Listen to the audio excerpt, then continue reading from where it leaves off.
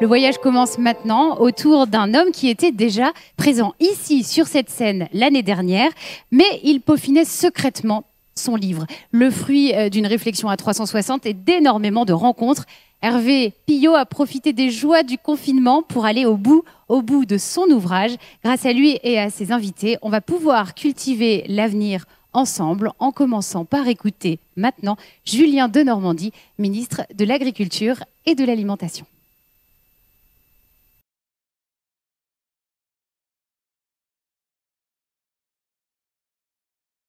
Bonjour à toutes et tous, je suis ravi de m'adresser à vous aujourd'hui pour le lancement du nouvel ouvrage d'Hervé Pillot. Je tiens à vous féliciter, cher Hervé, pour la grande qualité de ce livre et je tiens à saluer votre parcours inspirant. Agriculteur remarquablement impliqué dans le monde agricole, devenu conférencier et auteur, vous êtes désormais un passeur d'idées pour nos contemporains et pour les futures générations d'agriculteurs. Avec beaucoup de pédagogie, de réalisme et d'optimisme, votre ouvrage aborde en toute transparence les enjeux auxquels fait face notre agriculture et les moyens qui nous permettront de les affronter. Il est aussi une formidable occasion de rappeler la diversité de nos agricultures et la place stratégique qu'occupe ce secteur dans nos sociétés, même si elles ont parfois tendance à l'oublier. Comme j'aime à le dire, il n'y a pas de pays fort sans agriculture forte. Cela n'a jamais été vrai par le passé et cela ne sera jamais vrai dans le futur. À la lecture de votre livre, j'ai particulièrement apprécié le fait que vous n'êtes jamais dans l'opposition. Vous n'opposez pas agriculture et écologie. Vous n'opposez pas souveraineté alimentaire de la France et vocation exportatrice de notre agriculture. Vous n'opposez pas technologie et dimension humaine. Et pour cause, cela ne ferait aucun sens. Ce que vous appelez l'écologisation et que vous décrivez comme un mouvement de fond de notre société ne doit pas être vécu comme un tourment pour l'agriculture, mais comme une opportunité pour créer de la valeur. Créer de la valeur, c'est fondamental. Faire reconnaître des services rendus par l'agriculture, le rémunérer à son juste prix, développer ses services. C'est ce que vous proposez au travers du concept d'agriculture de mission. Et chacun a sa part de chemin à faire pour y parvenir et sortir parfois de l'incompréhension qui peut exister entre une part de notre société et notre agriculture. Alors dans votre livre, vous rappelez cela et vous soulignez que la crise sanitaire a rapproché les Français des agriculteurs. Je le crois. Je crois profondément que les Français savent ce qu'ils doivent à leurs agriculteurs. C'est ce lien parfois retrouvé qu'il nous faut faire perdurer. Et comme vous le suggérez, notre agriculture doit permettre de recréer du lien entre tous et dans les territoires. Autour de projets communs, c'est essentiel. Pour relever les défis qui se présentent, je partage également votre mission, qui est celle d'une agriculture innovante et résolument tournée vers l'avenir. On l'ignore et on ne le répétera jamais assez, mais l'agriculture est un secteur profondément innovant et à la pointe parfois de la technologie. Alors, pour paraphraser Michel Serres, dont je vous sais un très grand admirateur, les agriculteurs, ces pères nourriciers de l'humanité, ont toujours su se réinventer. Et il n'y a pas aujourd'hui de métier qui ne requiert un aussi grand savoir. La France possède des potentiels et des expertises dans un grand nombre de domaines. Et il faut les rassembler, comme vous le suggérez, pour trouver et déployer les solutions qui permettront les transitions. Je crois personnellement beaucoup à la science, beaucoup à la recherche, beaucoup à l'innovation. Et je crois pouvoir dire que cela, je le partage avec vous, cher Hervé. Et à ce titre, je vous sais particulièrement attentif au développement du numérique. Cet ouvrage le souligne très justement. Il s'agit d'un levier particulièrement stratégique pour ouvrir la voie à de nouvelles solutions efficaces pour la compétitivité de nos filières. L'agriculture française doit s'en saisir et maîtriser ces nouvelles technologies, comme vous le dites, non pas comme une fin en soi, mais pour en tirer tous les bénéfices. Et je sais pouvoir compter sur vous pour porter ces idées d'innovation et de reconquête de notre souveraineté alimentaire avec pédagogie, mais aussi optimisme. Alors je tiens une nouvelle fois à saluer la grande valeur des réflexions concentrées dans ce livre. Elles sont le reflet des réalités de l'agriculture française, autant que de ses enjeux pour l'avenir. Cher Hervé, je vous sais engagé également pour l'éducation et l'enseignement à nos jeunes générations. Ils ont beaucoup à apprendre de vous et je leur souhaite vraiment de lire votre ouvrage et de s'en inspirer pour construire l'avenir de notre agriculture. Je vous dis à très bientôt. Je vous remercie de l'opportunité que vous me donnez de m'exprimer devant vous et vous souhaite une très belle journée et un très bon moment passé ensemble. À très bientôt. Et c'est sur ces paroles que nous ouvrons, comme vous le voyez, la table ronde en mode plateau. À partir de maintenant, Alex devient la voix. Oui, vous vous souvenez de cette émission, Ici, la voix. Eh bien, je vais être un peu votre voix, vous qui êtes dans cette salle, ici présent. Il vous suffira tout simplement de lever la main et c'est avec grand plaisir que je viendrai à votre rencontre avec ce micro. Et puis également à celles et ceux d'entre vous qui nous regardent en direct sur la chaîne Twitch du Ludilab. D'ailleurs, c'est l'occasion de vous dire que vous pouvez également soutenir la chaîne en faisant un don. Il vous suffit tout simplement de cliquer sur le bouton donation qui se trouve juste en dessous de la fenêtre du stream. Et vous allez pouvoir également réagir tout au long de cette très belle après-midi avec différents hashtags sur vos réseaux sociaux préférés, notamment Exploratorium 2021, Silicon Vendée, je pense également au Ludilab ou encore à Effela. Attention, EY pour Effela. Oui, parce qu'on met des Y partout, c'est comme ça. Ici, Silicon Vendée, bien évidemment. Vendée, ça marche la transition est toute trouvée. Merci Cécile. Merci beaucoup Alex. Alors comme vous le voyez, nous sommes bien accompagnés, 5 invités, et vous vous dites, mais non, il y a plus de 5 personnes. Oui, bien sûr, parce que 5 invités d'Hervé Pillot, pour illustrer 5 idées fortes de son livre.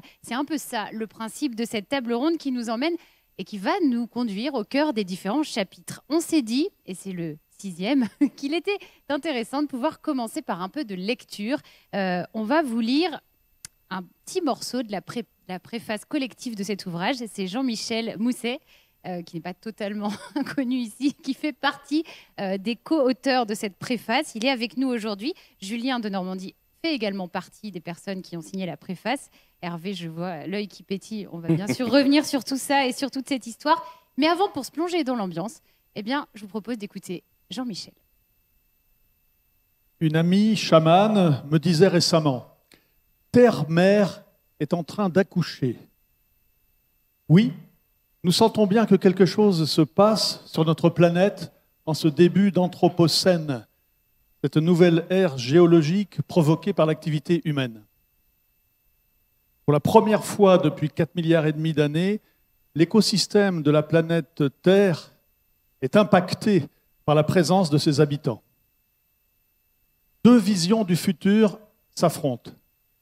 Les technophiles, persuadés que les sciences et techniques nous sauveront, versus les biophiles, qui prônent la décroissance. Dans son livre « Cultivons l'avenir ensemble », Hervé Pillot explore la voie du juste milieu, la voie du sage. À l'image de l'auteur, elle n'est pas synonyme d'eau tiède, mais plutôt d'une exploration passionnée des futurs possibles, à défaut d'être souhaitables. D'une quête de consensus enthousiaste pour éviter d'être mou. Chantier magnifique et courageux, digne d'un Vendéen de la Grande Vendée, là où le courage s'accomplit comme la marche ou la respiration, là où l'essentiel vient du cœur. Magnifique. Oui, je crois qu'on peut. Merci Jean-Michel. Ça fait du bien d'entendre des vrais applaudissements, même si on ressent aussi ceux des personnes qui sont connectées à nous, j'en suis sûre. On a oublié ce que c'était des vrais applaudissements. Ouais, et ça fait du bien. Merci pour ce très beau texte, Jean-Michel. L'essentiel vient du cœur. Bah oui, effectivement. Bienvenue Hervé Pillot, ancien agriculteur, élu engagé, membre du Conseil national français du numérique pendant de nombreuses années, auteur et conférencier. L'année dernière, Hervé était déjà ici. Et en coulisses, ce projet de livre se tramait. Pourquoi Hervé avoir voulu consacrer 300 pages à essayer de réconcilier agriculture et société dans ce livre? Pour plusieurs raisons. La première, plusieurs personnes m'avaient demandé de leur faire des notes. Je peux les citer. C'était Jean-Michel Miss, qui est un député de la Loire, avec Annie Blandin, qui me fait l'amitié également d'être là, comme les 5 personnes qui m'entourent, et vous deux, évidemment. M'avait demandé, Jean-Michel, qui est député de la Loire, donc m'avait demandé de lui faire une note sur le numérique et l'agriculture, le lien avec l'environnement, que je lui avais fait. Un autre de nos collègues au Conseil du numérique, qui est Gilles Babinet, a fait un MOOC sur la numérisation des politiques publiques. Donc un MOOC des cours en ligne, on va le dire comme ça. Et je l'ai fait. Et quelqu'un qui est bien connu ici, vendéen et ami, Bruno Retailleau, au dernier salon de l'agriculture en physique en 2020, me demande la même chose. Alors j'ai dit là, du coup, je peux peut-être faire un peu plus. Et puis, quelques jours après, le début du confinement, alors là, on n'habite plus avec mon épouse, on n'habite plus sur la ferme où on était, on a rejoint le village, comme beaucoup font. Et mais là, j'étais encore dessus et je me promenais tous les matins, j'allais faire un tour dans la ferme. C'est un endroit idéal pour quand on n'a rien d'autre à faire pour cogiter un peu. Pas très compliqué pour moi de le faire, mais là, j'ai dit, il faut démarrer quelque chose. Donc, il y a toujours quelqu'un qui est là, qui est à ma droite, qui est Philippe. Moi, je lance des projets comme ça, je l'appelle. Et il me dit, là, tu as d'autres messages à passer que celui du numérique en agriculture. Il faut que tu élargisses Plus large, et que tu le fasses plutôt pour le grand public. Et discuter avec Philippe, avec d'autres, la plupart de ceux qui signent la préface, l'idée est venue d'essayer d'apporter ces clés de lecture au grand public pour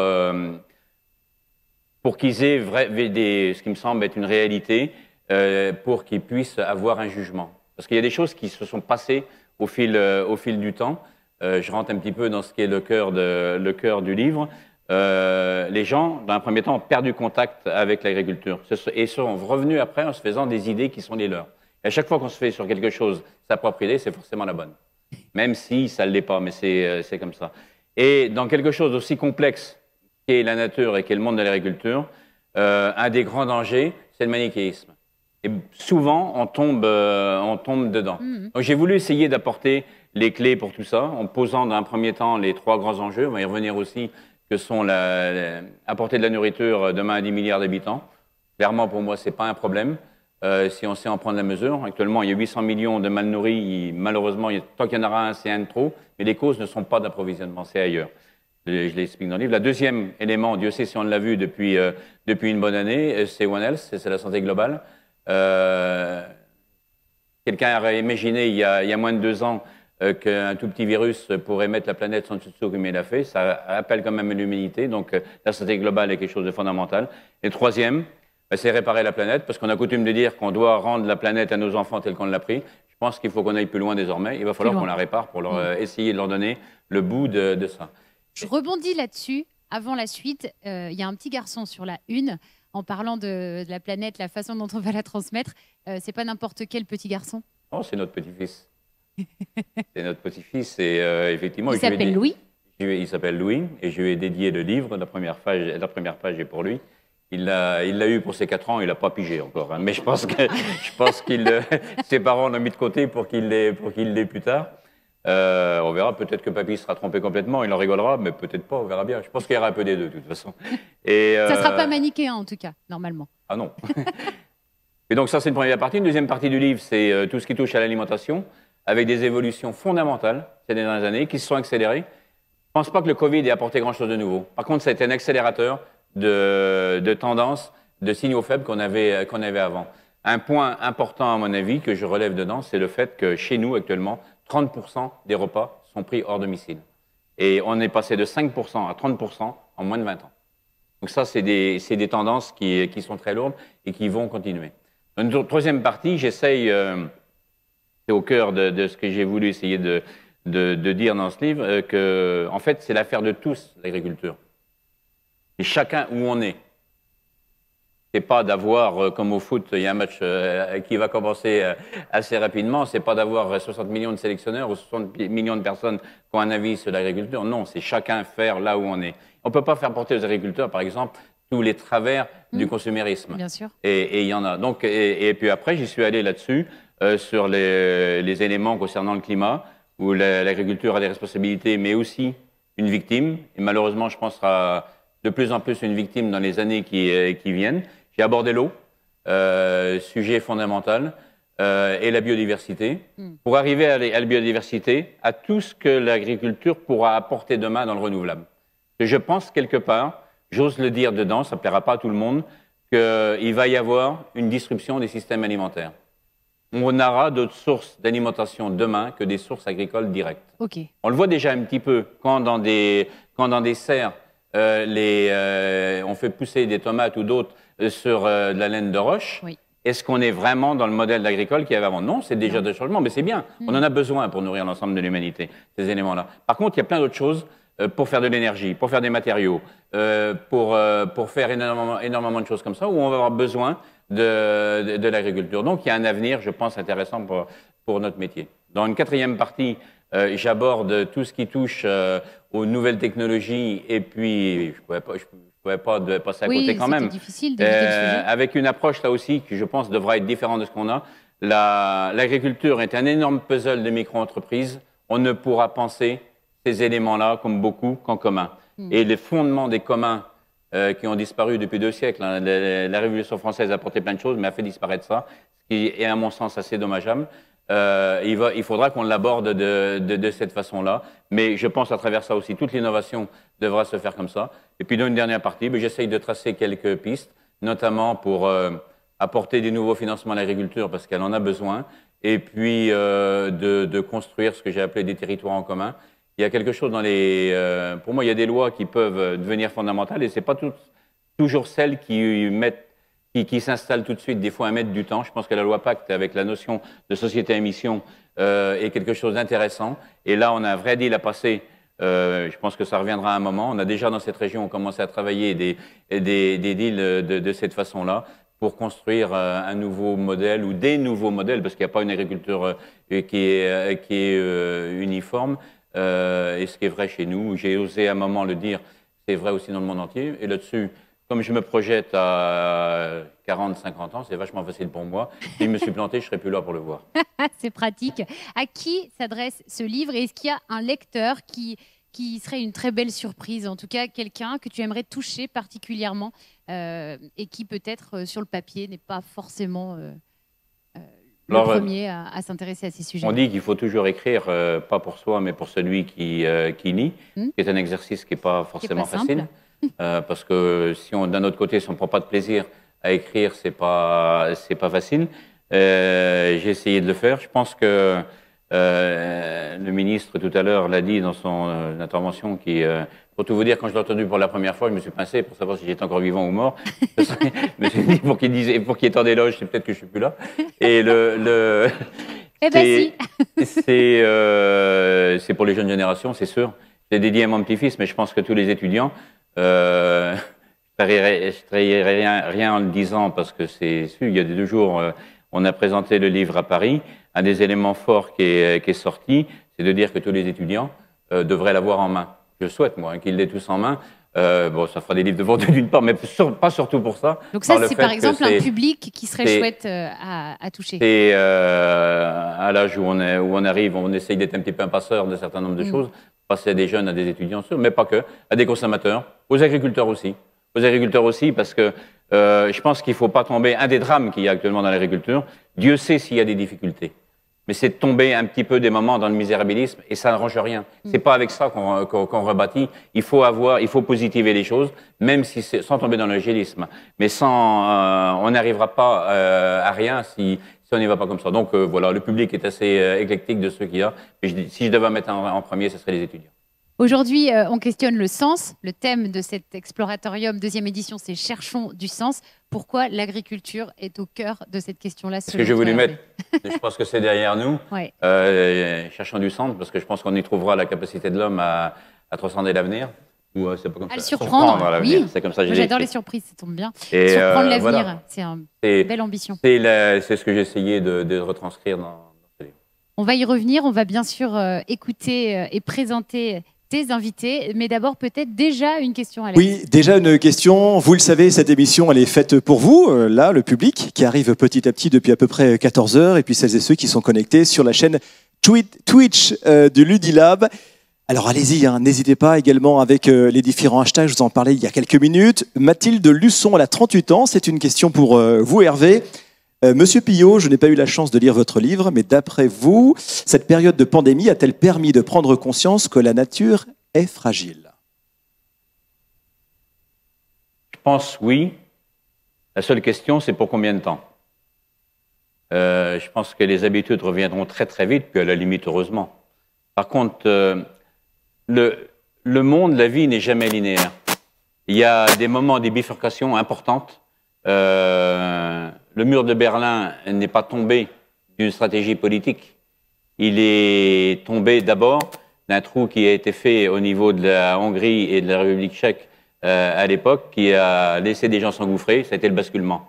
Là, c'est un peu pareil. On est dans un moment, dans une bifurcation de l'histoire. Quelqu'un qui est habitué de ces lieux, qui est Jean Stone, le dit beaucoup mieux que moi. Et je pense que là, on a vécu une période comme ça, qui est une bifurcation de l'histoire quelque part. Il y en aura d'autres. Et je suis convaincu qu'il y en a, je ne peux pas les vivre, hein, mais je suis convaincu que dans ce domaine-là, il y en aura d'autres.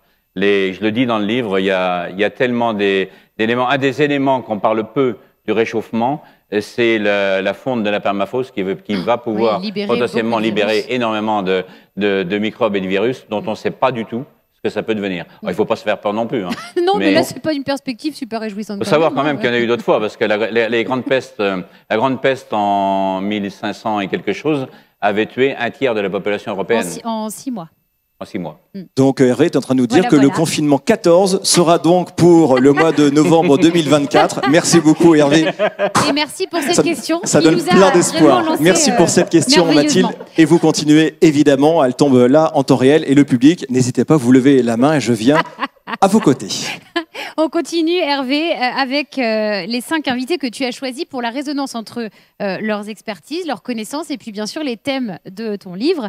J'ai le plaisir donc de vous présenter à mes côtés Brice Guyot, agriculteur en production biologique et président de la FD. Alors, comment on dit voilà, donc on va surtout expliquer ce que ça veut dire. Fédération des syndicats d'exploitants agricoles. Voilà, pour la Vendée, à vos côtés, bonjour Annie. Alors Annie Blandin est professeure de droit du numérique à l'IMT Atlantique, école d'ingénieurs située à Brest, à Rennes et à Nantes. C'est ça. Et bienvenue à Patrick No, fondateur et dirigeant de Vertal, qui fabrique des produits acido-réducteurs. Ça veut dire quoi ça? Avez-vous un micro? Hein, c'est mieux, on vous entendra mieux, surtout derrière. Oui, je suis fabricant donc de biostimulants. Donc biostimulants. Voilà, fabricant de biostimulants, donc qui stimule la vie. Voilà, donc il va bien avec le livre de Hervé. On va y revenir justement. Merci beaucoup. Bienvenue à Philippe de Ponton, directeur de la Chambre régionale d'agriculture des Pays de la Loire. Bonjour. Bonjour. Et enfin Guylaine Bossis, directrice régionale pour Actual Ouest Atlantique. Et on reviendra avec Guylaine sur les entreprises et leurs liens, leur place dans toute cette histoire. Bonjour Guylaine. Bonjour. Bon, je ne vous représente pas Alex. Hein. En tout cas, personne n'est là par hasard. Non. Mais en tout cas, moi, je suis ravi de pouvoir être là à nouveau pour cette édition 2021. Je suis, comme vous l'avez dit tout à l'heure, votre voix, celle du public et celle des internautes. Continuez à envoyer vos questions. Brice, on va vous transmettre un micro pour introduire notre sujet. Alors, on parle de concilier ou parce qu'il y a le entre parenthèses, hein, réconcilier agriculture et société. Finalement, ça revient à essayer de relier ou de trouver un dénominateur commun à des besoins fondamentaux, humains, qui sont très différents. Comment on fait pour réussir à nourrir tout le monde de plus en plus nombreux, à assurer la santé, donc One Health, hein, préserver également l'environnement et le bien-être de tout le monde. Est-ce que vous avez la solution de cette équation incroyable? Merci pour l'équation. S'il y avait une solution simple, depuis longtemps, on l'aurait trouvée. Des équations comme ça sont avec plusieurs facteurs qui font qu'on doit essayer de chercher dans tous les facteurs comment on peut arriver à avoir ce résultat, s'il est possible, le plus intéressant, entre guillemets, pour la planète. Nous ne sommes que des habitants de la planète, et donc on doit essayer de trouver l'articulation. Comment essayer de mettre en place, réconcilier l'homme avec la terre plutôt qu'avec le consommateur, et savoir comment parler les uns avec les autres pour réapprendre, je dis bien pour réapprendre, à savoir d'où vient notre alimentation. Alimentation qui est le bien primaire de la santé. Je me rappelle des discussions que j'avais eues il n'y a pas longtemps où on se disait le ministère de l'Agriculture, s'il devait partir dans un autre ministère, au lieu qu'il aille à l'écologie, il ferait mieux d'aller à la santé, parce que c'est bien l'agriculture qui produira les biens qui permettront à ce que tout le monde soit en bonne santé. Puis dans le même pas de temps, on voit aussi tous les travers qu'on a où l'alimentation dans nos hôpitaux est totalement à l'envers de ça. Mais sauf que c'est aussi des choses qu'on doit essayer de faire évoluer. Alors, dans l'équation, savoir est-ce qu'on peut réconcilier tout le monde, comme Hervé le dit aujourd'hui dans le livre, mais je pense que je le partage totalement, puisque je l'ai remplacé à quelques postes qu'il avait par le passé, et on est assez en phase, et aujourd'hui je suis son vice-président à l'école des établières, on est assez en phase avec toute l'évolution aujourd'hui de l'agriculture. Et l'agriculture, elle est aujourd'hui plurielle. Elle est plurielle pour beaucoup de choses. Elle est plurielle par rapport au mode de production, mais aussi par rapport au mode de consommation des gens. Ce qu'il va falloir faire comprendre à tout le monde, c'est que l'agriculture, si elle doit évoluer, si elle évolue aujourd'hui, si elle a évolué énormément ces dernières décennies, c'est dû à des hommes qui font attention à cette planète. Je prends juste un exemple, on nous demande de diminuer les produits de synthèse. Par exemple, Hervé l'a bien dit dans son livre, 40% d'antibiotiques en moins en l'espace de 10 ans. Ça veut dire qu'il y a un tournant qui a été pris pour l'agriculture et la nouvelle génération encore plus. Alors, bon, je suis en agriculture biologique, mais je défends l'ensemble des agriculteurs et des agricultures de mon département. Aujourd'hui, tout le monde évolue. Et réconcilier, c'est aussi rouvrir nos fermes, faire voir ce qu'il y a à l'intérieur.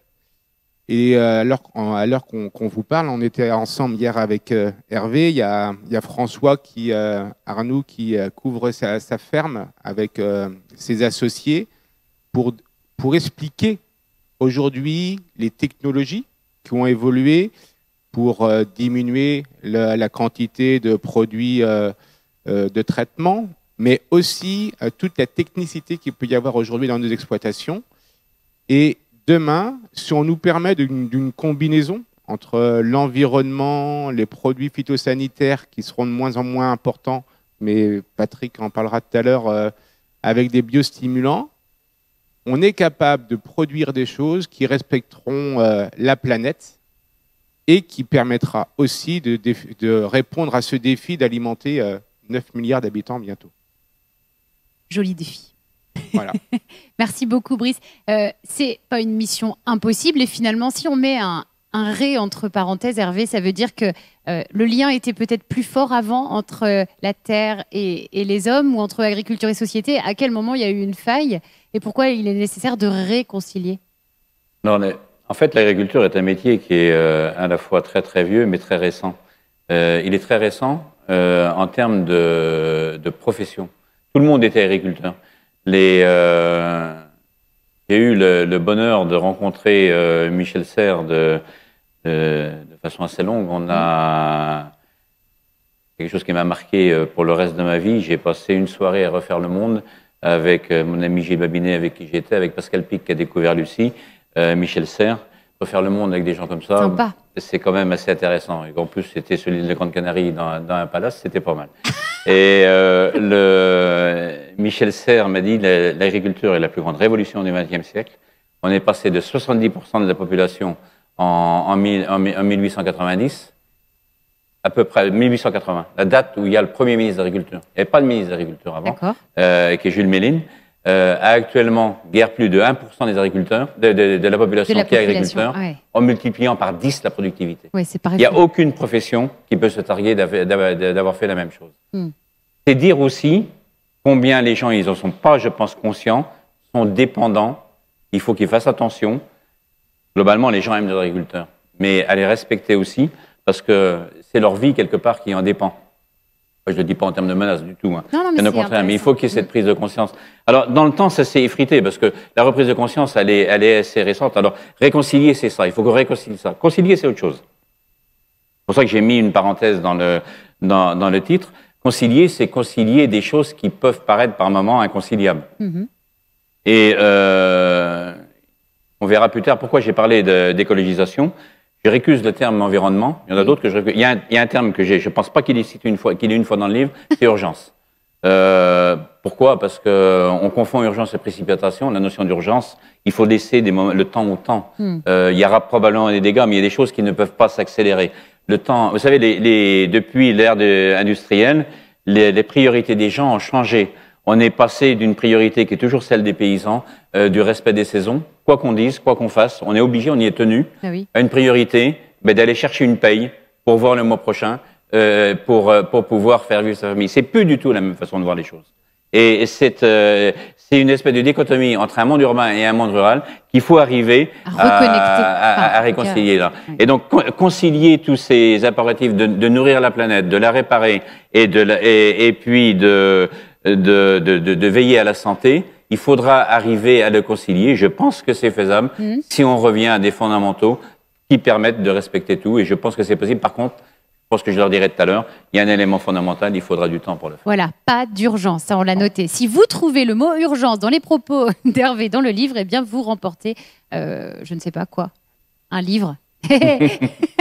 Alex, je vois le micro pas loin. Près. Oui, le micro, la tablette, le public. Effectivement, je vous le disais, hein, pour les connecter, celles et ceux qui sont actuellement en train de nous regarder sur la chaîne Twitch du Ludilab, c'est twitch.tv/Ludilab avec Philou Ion qui nous dit « Merci Hervé pour votre sagesse. Vous êtes un modèle pour tous ceux qui souhaitent soutenir l'agriculture. C'est sûrement en ayant des propos comme les vôtres que l'on pourra réconcilier tout le monde. » C'est gentil. C'est gentil. D'ailleurs, vous pouvez regarder, il est juste là en face, regardez la caméra, et puis vous pouvez lui dire directement à Philou Lyon qui nous regarde en temps réel. Merci beaucoup à Philou.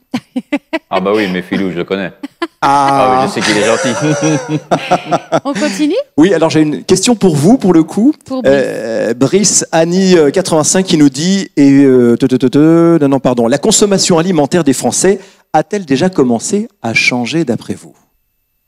Alors, il y a deux consommations des Français, celle du week-end et celle de la semaine. Ah, c'est intéressant, il y a une vraie différence. Il y a une vraie différence. Il y a celle de la semaine où on est pressé, donc on mange tout et n'importe quoi sans demander la traçabilité. On va prendre le sandwich, vous savez, à la boulangerie. On ne sait pas d'où vient le porc, ni le beurre, le pain à peu près, mais ni la farine. Et puis après, il y a la bonne conscience où on va faire le samedi matin le marché. Et là, on va acheter des produits bio. À ce moment-là, des fois sans regarder l'origine non plus, mais bon, on va se dire qu'on se fait du bien. L'évolution, oui, elle a changé, sauf que nous, ce qui nous manque énormément, c'est qu'on nous demande une qualité, une traçabilité énorme. Et aujourd'hui, on s'aperçoit que les consommateurs, à un moment donné, l'oublient. Ils y pensent que pendant 2 jours. Et 70% de la volaille qui est consommée en France est une volaille importée dans la restauration hors domicile. Et ça veut dire que les gens ne font pas attention, parce qu'on a demandé des contraintes sanitaires pour que les producteurs de volaille produisent une certaine qualité de produits. Et dans le même pas de temps, on va consommer tout l'inverse. On va consommer des nuggets. Donc ça change. Pas super cohérent quand même. Mais voilà, c'est se dire que le consommateur n'est pas encore très cohérent par rapport à ce qu'il souhaite. Il y a des évolutions. Et les évolutions, eh bien, on y va progressivement, mais c'est un défi qu'on est prêt à relever sans problème. La consommation, c'est très intéressant ce que vous dites. Hein. J'essaie de me projeter, même au sein de ma vie personnelle. Alors, moi, j'applique une consommation assez locale. Voilà. Mais est-ce que effectivement, d'aller acheter sur les marchés le week-end le bio, c'est une vraie prise de conscience des gens ou effet mode, tendance? La question, je n'ai pas la réponse, hein, je vous pose la question. Je suis même pas sûr qu'il y ait une véritable réponse oui ou non. Alors, je vais prendre 2 exemples. Aujourd'hui, les gens sont plus attirés par le local que par du bio ou du label. Le bio et le label le rassurent par rapport à la méthode de production. Le local, et j'ai l'expérience d'un ami qui vendait une vache en caissette et qui voit une de ses voisines arriver en lui disant « Mais comment ça se fait que tu m'achètes la viande parce qu'elle n'est pas bio et tu consommes que bio chez toi ?»« Ah oui, mais moi, là, moi, je te connais. » Donc, c'était aussi la connaissance de l'un et l'autre. Et c'est pour ça que les ventes directes, les marchés, ont vraiment un enjeu pour rapprocher le consommateur du producteur. Mais ça ne sera qu'une petite échelle. Ça ne sera que des petits volumes. On avait encore hier l'explication. En Loire-Atlantique, ils produisent 900 millions de litres de lait par an. Et il y a seulement aujourd'hui 2 millions de litres qui sont valorisés en vente directe. Alors c'est très faible. Et donc vous comprenez bien qu'on peut multiplier par 2, par 3 la vente directe. Ça représentera qu'une partie infime de la capacité de production qui est nécessaire pour la consommation globale. Ça change. Le bio, le label, il en a besoin parce qu'il y a surtout une demande en fonction des personnes. Mais faire attention à ne jamais dépasser, d'aller plus vite que le marché. C'est ça. Et ça aussi, c'est... Le temps, on revient au temps, le temps. Hervé. Et je prendrai juste 2 derniers exemples. Quand dans la PAC, on nous demande de faire 25% de bio, eh bien, par exemple, nous, on dit non. Il faut qu'on développe le bio en fonction du développement du marché. Si demain, c'est 25%, ça sera 25%. Si c'est 30, c'est 30. Mais si c'est 15, il faut rester à 15. Autrement, on déstabilise tout. Très intéressant. Merci beaucoup et merci pour ces questions. Continuez, Alex est là pour vous. Annie, vous aussi, vous avez participé à la préface de ce livre. Vous l'avez donc lu en détail. Agriculture et société ont-elles su avancer ensemble en harmonie avant? Alors, je précise que moi aussi, je recommanderais le livre d'Hervé à mes étudiants élèves ingénieurs, voilà, puisqu'on cherche un public.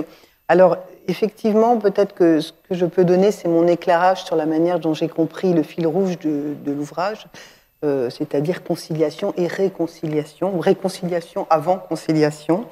C'est à mon avis une des grandes richesses de l'ouvrage, cette méthodologie, cette approche et ce fil rouge. Je crois qu'il faut préciser que l'agriculteur lui-même fait partie de cette société. Autrement dit, le sujet ne se réduit pas à la réconciliation entre l'agriculteur et les non-agriculteurs, mais il s'agit bien d'une réflexion sur la place de l'agriculture dans la société. Donc il s'agit, dans ce que j'en ai compris, de réconcilier pour mieux concilier, en se projetant vers un futur alors souhaitable, oui, possible, partagé en tout cas. Alors réconcilier suppose qu'il y ait sinon conflit, crise ou au moins éloignement et scandale, du moins incompréhension. Et effectivement, il y a des formes d'incompréhension fondées sur une connaissance imparfaite des enjeux agricoles, d'où l'intérêt de ce genre d'ouvrage. Incompréhension entretenue par une politisation qui isole souvent plus qu'elle ne met en commun. Et c'est vrai, bien sûr, il y a des fossés. Le fossé, Hervé en a parlé, entre l'agriculture qui est liée au territoire et la métropolisation barbare, pour reprendre les termes d'un géographe que j'aime beaucoup, qui s'appelle Guillaume Faburel, cette métropolisation qui est déconnectée de l'agriculture et du territoire. Il y a des doutes, il y a des nouvelles concurrences, des formes de disruption, des difficultés à lier certains enjeux, les enjeux internes de souveraineté, les enjeux externes de solidarité, d'exportation, difficulté à lier aussi la performance économique et la protection de l'environnement, j'utilise le mot. Alors pour réconcilier, dans l'ouvrage, on voit qu'il y a des préalables. D'abord, il faut le vouloir. Je crois que c'est déjà un point. Des ouvrages de ce type témoignent de la volonté de faire. On a besoin d'une connaissance accrue du contexte, en mettant les mains, je pense aussi, dans le cambouis. Donc, besoin d'une reconnaissance du métier d'agriculteur qui passe par la communication, qui passe par le débat, ce qui est beaucoup facilité aujourd'hui par les réseaux sociaux.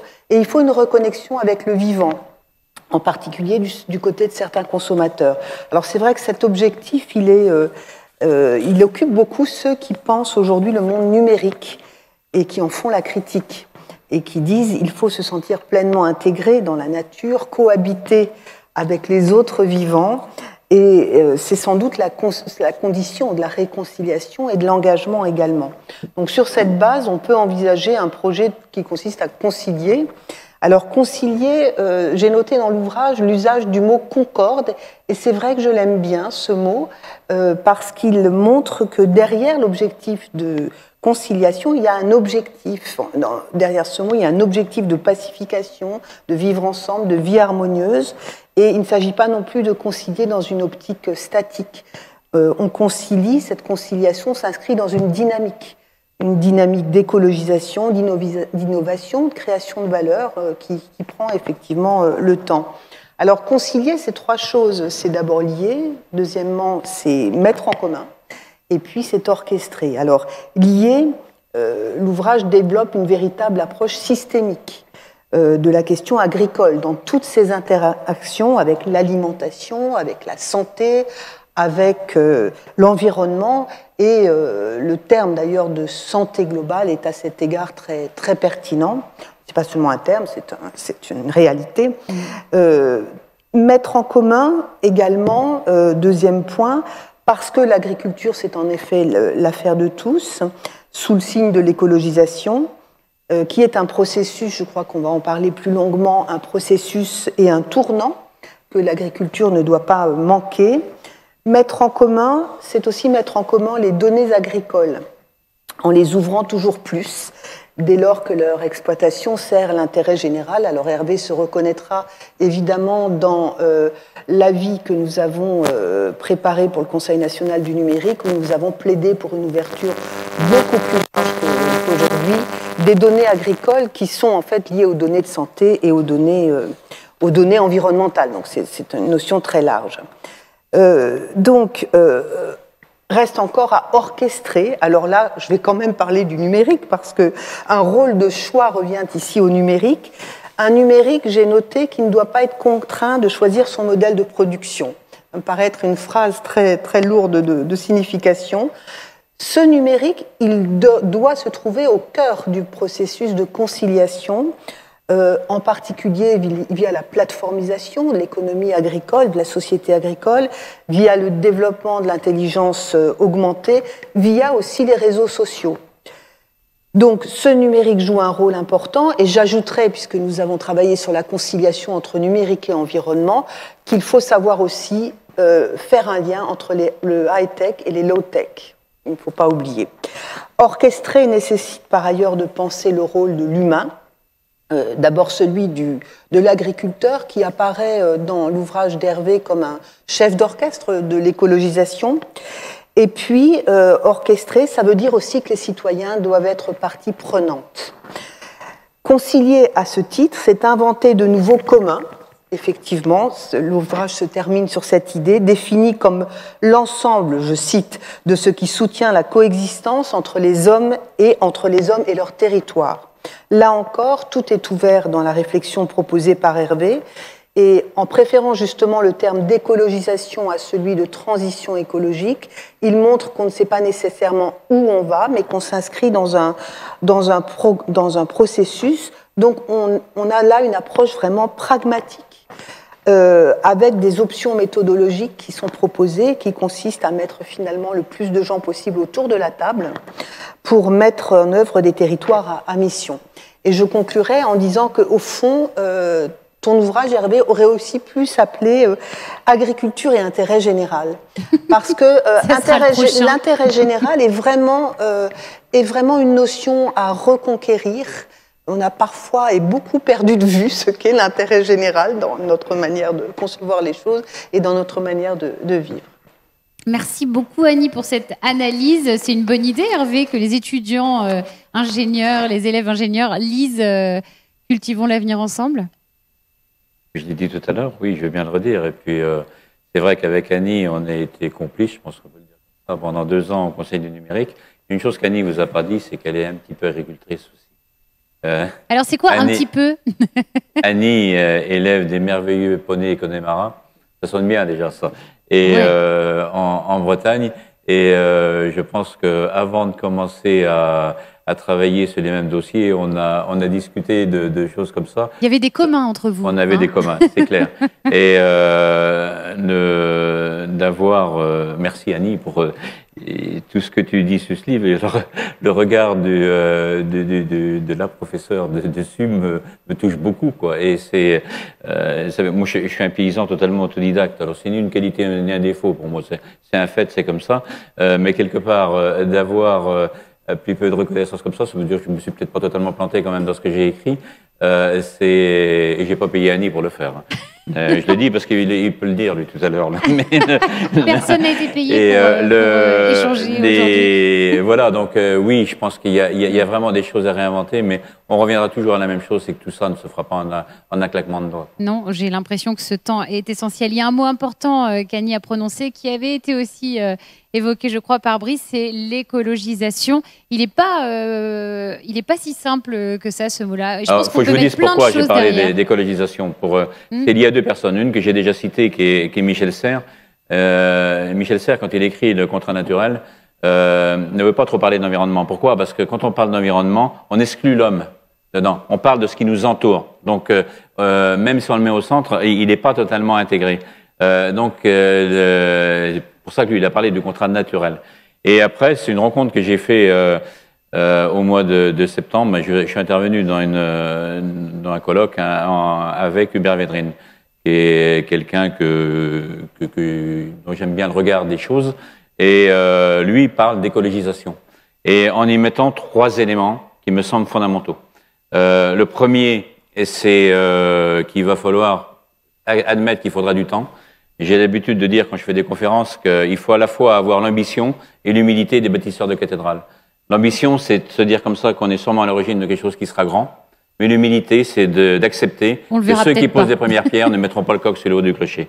Donc cette notion de temps, il faut l'avoir. La deuxième chose, c'est, et je vois le Guyot qui est en face, c'est quelque chose qui nous a dit depuis longtemps, il vaut mieux emmener 80% des gens dans 80% d'une démarche positive que de viser un élitisme qui sera difficile à atteindre et que seuls quelques pourcents arriveront à avoir. Pour autant, ceux-là, il faut les prendre comme des moteurs qui vont emmener le reste. Mais il faut absolument pouvoir emmener les gens dans quelque chose qui sera peut-être pas parfait, mais qui emmène dans le bon sens. Et le troisième élément, c'est de se dire, mais il va falloir y consacrer beaucoup d'argent. Et c'est là, je pense qu'on y viendra tout à l'heure, que chacun a son rôle à y jouer et qu'il faut mobiliser l'argent. Et pas uniquement par le biais de l'État, par le biais des collectivités, des pouvoirs publics. Il y aura d'autres leviers à actionner. C'est pour ça que je crois dans cette notion de territoire à mission pour y arriver. Donc cette notion d'écologisation, elle tourne autour de ces 3 points. On va y revenir et on va donner la parole à Patrick. Mais d'abord, je crois qu'Alex, il y a une question. Oui, sur twitch.tv/ludilab, pour pouvoir poser vos questions, il faut créer un compte et suivre également la chaîne. Avec les étoiles, c'est son pseudo qui est en train de nous regarder en direct. Alors écoutez bien, je ne sais pas qui voudra répondre à cette question. Les productions intensives ne mènent-elles pas à une surproduction, une surconsommation et au gaspillage? Point d'interrogation. Et on continue avec comment produire de façon raisonnée et non produire à tout prix. Je pense que cette personne-là, son raisonnement a dû s'arrêter en 1990 à peu près. Il n'a pas dû réfléchir beaucoup depuis. Parce qu'on est quand même loin de ces éléments-là désormais. On est plus proche de pénurie que d'excédent. On est resté dans ces éléments-là sont restés dans l'inconscient des gens. En général, ceux qui le pensent sont plus près de l'obésité que de mourir de faim. Ceux qui pensent ces éléments-là. Je suis assez dur quand j'en parle. Mais non, le risque de surproduction, il n'existe pas. Et on a besoin de toute la production pour nourrir, mais demain, pas que. Tout le monde aura besoin d'énergie demain, tout le monde aura besoin de chauffage, tout le monde aura besoin de construire une maison, d'avoir des matériaux pour du textile et plein de choses comme ça. On va avoir de moins en moins de choses à extraire. Donc, de moins en moins de choses à gaspiller. Ça, c'est pas une mauvaise chose. Et d'un côté, on peut pas faire porter le chapeau aux agriculteurs du gaspillage dû à la société de consommation. Le 7e continent dont on parle, j'en parle un petit peu dans le livre, c'est un scandale. Et c'est quand même pas l'agriculteur qu'on est responsable. Et deuxième chose après, si on veut véritablement pouvoir produire ces éléments-là, il va falloir accepter quelque part de partager. Parce que on a évoqué tout à l'heure avec Brice le manger local. Pour moi, manger local, c'est un devoir citoyen quand on a la chance d'être dans des zones riches au niveau de la production. Par contre, la population, si je vous ai dit que c'était pas un problème de nourrir 10 milliards d'habitants, les 10 milliards d'habitants seront demain aussi mal répartis sur la planète qu'ils le sont actuellement. Et la chance qu'on a, nous, tout le monde ne l'a pas. Quand on est au cœur de la Chine, quand on est au Japon, quand on est à Singapour, dans une bonne partie, c'est la moitié de l'humanité, l'Asie, l'Extrême-Orient. Et ça le sera aussi dans 30 ans. Il n'y a pas suffisamment de terre. Donc, il va falloir qu'ils mettent en place, parce que je pense qu'elles n'existent pas suffisamment, des vraies politiques d'exportation pour pouvoir apporter à manger à ces gens-là. On a une excellence dans l'agriculture française qui peut nous, ça j'en ai fait un chapitre entier, qui peut nous permettre de nourrir une partie, sûrement ceux qui ont le plus de moyens, cette population-là. Il faut qu'on aille le saisir. Il faut qu'on aille le saisir, ces éléments-là. Mais la notion de surproduction, je regrette, mais non, elle n'est plus là depuis longtemps, quoi. Je crois que c'est clair. Pardon, bien manger, je rebondis sur ce que vous dites, Hervé. Est-ce que bien manger, c'est une question de moyens? C'est une question d'éducation, avant tout. Voilà. Et de choix. Et de choix. Et de choix. Non, mais ça, c'est extrêmement important ce que vous dites, messieurs. D'éducation et de choix. Et pas une question de porte-monnaie. Merci beaucoup, Alex. Patrick, je le disais, vous êtes, non, je ne l'ai pas encore dit, mais vous êtes vendéen, originaire des Landes-Génusson. Oui. Mais voilà, et je sais plein de trucs sur vous. Et vous êtes à la tête d'une entreprise. Tu sais tout de moi. Vertal, née d'un constat amer, on peut le dire, sur cette place des intrants. Quel a été le déclic pour créer cette entreprise de biostimulants? Alors ça, c'est une bonne question. Je suis fils d'agriculteur aux Landes-Génusson, dans le Haut-Bocage vendéen. Et mes parents, je les ai vus toute leur vie ramer pour gagner peu. Et je voyais les semis d'engrais, de pesticides, d'aliments qui traversaient la cour. Et je me disais, mais comment se fait-il, de vue de ma hauteur d'enfant, que la terre est au besoin d'autant d'intrants pour une ferme est au besoin d'autant d'intrants pour faire fonctionner, quoi. Et donc voilà, ça laissait des traces. Ça laissait des traces parce que vous savez, quand on souffre d'un manque d'argent dans le milieu rural, ça entraîne plein d'autres choses, hein, de désocialisation, d'alcoolisation et de misère, quoi. Hein. Et ça, j'en ai souffert dans ma vie d'enfant. Et puis voilà, ça c'est la première petite lumière qui est finalement. On dit en thérapie qu'on a toujours des métiers réparateurs de son enfance. Bien finalement, je crois que ça doit être mon cas. Et donc voilà. Et puis j'avais une grand-mère qu'on qualifierait peut-être aujourd'hui de naturopathe, puisqu'elle faisait des sachets de plantes. Et elle était connue pour se soigner l'eczéma et les aftes dans la bouche. Donc on venait à la maison chercher des sachets. Et j'étais toujours très surpris. Et j'ai vu des cas de petites filles qui venaient à la maison avec des eczémas suppurants, etc. Et ils revenaient quelque temps après venir remercier la grand-mère. Elle était complètement guérie. Et les gens en larmes, les parents en larmes, en disant, ben voilà, on avait tout essayé dans la médecine conventionnelle et rien n'a fait. Et c'est vos petits sachets de plantes à la mamie qu'on fait ce miracle. Je m'avais un peu... et ça restait ici quelque part. Et quand je suis sorti de mon parcours de formation scolaire tout à fait traditionnel, maison familiale, j'ai fait après un CCTAR et un BTS, eh bien, j'étais le deuxième de la famille. Moi, j'avais un frère aîné qui avait repris l'exploitation, donc j'ai vite compris qu'il n'y avait pas de place pour moi. J'ai donc décidé d'avoir une orientation à accompagner les agriculteurs, pour qu'ils puissent faire mieux avec moins. Et donc j'étais négoce, hein, j'achetais des produits, je les revendais, et très vite en 96-17, je vivais très bien, je gagnais très très bien ma vie, mais je trouvais plus d'accroche proprement dit. Le sens. Le sens, exactement. Et là, et on arrive sur le sujet du livre de Hervé sur la partie de l'écologisation, puisque d'abord, il y a un moment donné dans sa vie, on a besoin de donner un sens à ce qu'on fait. Et moi, j'avais plus vraiment à ce moment-là l'impression de le faire. J'avais l'impression de faire de la facture pour de la facture à mes clients. Ah, certes, je vivais très bien, mais pour quelle raison d'être, quoi. Et ça, c'est primordial. Et donc, j'ai créé Vertal en 2000, hein, qui est donc une société fabricant de biostimulation, de fabricant de produits qui biostimulent la vie, donc la vie du sol, la vie des plantes, la vie des animaux, les effluents également, fumée-lisier. Et ça a été un vrai virage pour moi qui a donné du sens. Et d'ailleurs, la mission de Vertal est clairement affichée dans nos bureaux, hein, c'est servir la vie, servir le vivant, qui, pour moi, est essentiel. Et donc, toute la production de nos produits à base de plantes, d'huiles essentielles, d'élixirs floraux, de bioferments, a pour vocation de stimuler. Alors, stimuler le sol pour faire en sorte qu'elle retrouve toute son activité biologique. Et donc, quand l'activité biologique a retrouvé toute sa place, eh bien, c'est elle qui produit les éléments nutritifs dont finalement la plante a besoin. Et donc, ça nous permet de diminuer très très fortement l'apport d'engrais. Stimuler la vie également de la plante, donc stimuler son activité chlorophyllienne. Hein. Vous savez qu'aujourd'hui, une plante, elle ne produit que 5 à 15% de son potentiel chlorophylien. Hein, donc, vous voyez la marge de manœuvre qu'on a. Et si on permet à la plante d'augmenter son activité chlorophyllienne, on capte plus de CO2 et donc on contribue à l'espace carbone que tu as fait part dans ton livre. Et donc, c'est aussi ça qui est important. Et là, l'enjeu de la diminution des gaz à effet de serre de la part des agriculteurs est fondamental.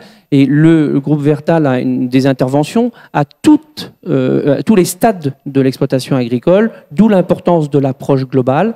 Hein, donc, si j'ai une eau saine et si j'ai un sol sain, j'aurai des végétaux sains. Si j'ai des végétaux sains, j'aurai des animaux sains. Si j'ai des animaux sains, j'aurai des effluents sains qui retournent au sol et ma boucle est bouclée. Et l'homme qui est au centre de cette équation, eh bien, le recevra aussi une santé saine. Et donc, c'est le Global Health dont tu parles aussi dans ton livre, la fameuse santé globale qui est pour moi fondamentale et c'est notre cœur d'activité chez Vertal.